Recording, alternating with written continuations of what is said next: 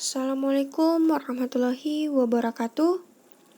Sebelumnya saya mengucapkan terima kasih kepada dosen pengampu Bapak Sunarto SEMSI, mata kuliah pengantar teori ekonomi makro. Dan terima kasih kepada teman-teman juga yang sudah meluangkan waktunya untuk menyimak presentasi saya kali ini. Perkenalkan, nama saya Mega Pratiwi dari kelas manajemen sore dengan NPM 2111100234430057. Pada kesempatan kali ini, saya akan mempresentasikan tentang peranan uang dalam perekonomian. Apa itu uang? Jadi, dalam ilmu ekonomi modern, uang adalah sesuatu yang tersedia dan secara umum diterima sebagai alat pembayaran bagi pembelian barang-barang dan jasa-jasa serta kekayaan berharga lainnya, juga untuk pembayaran utang. Kesimpulannya, uang adalah suatu benda yang diterima secara umum oleh masyarakat untuk mengukur nilai, menukar, dan melakukan pembayaran atas pembelian barang dan jasa, serta pada waktu yang bersamaan bertindak sebagai alat penimbun kekayaan. Perkembangan bentuk uang. Yang pertama, sistem perekonomian barter. Peningkatan kesejahteraan atau perdagangan dilakukan dengan tukar-menukar secara langsung komoditas-komoditas yang dibutuhkan. Syarat barter, dua keinginan yang saling bertemu atau double coincidence of wants. Yang kedua, sistem perekonomian pasca barter. Perdagangan saling tukar komoditas, ada tempat khusus untuk penukaran komoditas. Belum adanya penggunaan uang. Yang ketiga, sistem perekonomian uang. Penggunaan suatu benda tertentu yang relatif berharga atau economic good dan dipercaya atau diterima secara luas sebagai alat tukar atau medium of exchange. Fungsi uang dalam perekonomian.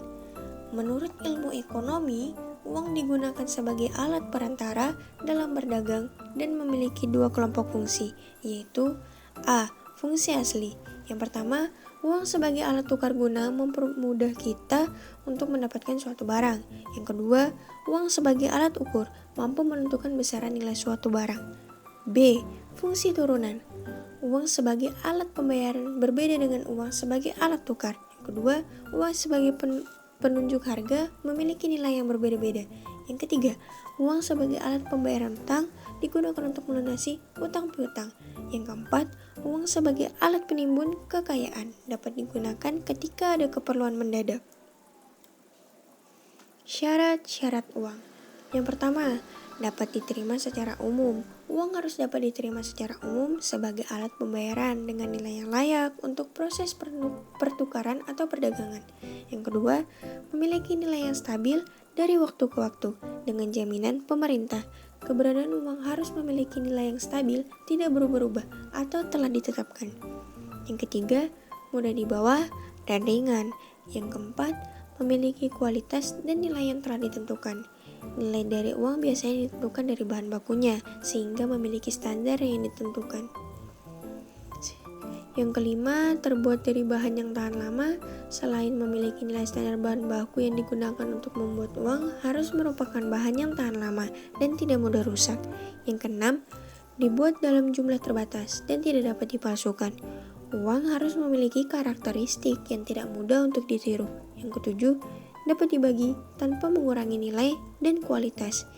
Yang kedelapan, memiliki bentuk dan ukuran baku. Peranan uang. Uang memegang peranan penting dalam perekonomian modern. Peranan uang dalam suatu perekonomian dipengaruhi oleh motif yang dimiliki masyarakatnya untuk memegang uang. Motif masyarakat memegang uang itu ada 3, yaitu yang pertama, motif transaksi atau transaction motive. Motif ini yang dimaksud adalah kebutuhan uang untuk meningkatkan transaksi dan memenuhi kebutuhan hidup. Yang kedua, motif berjaga-jaga atau precautionary motive. Yang dimaksud adalah mengantisipasi keadaan masa depan yang penuh ketidakpastian. Yang ketiga, motif spekulasi atau speculation motive. Yang dimaksud adalah mengambil pilihan bentuk kekayaan yang memberikan keuntungan baik secara finansial maupun sosial. Sekian dan terima kasih.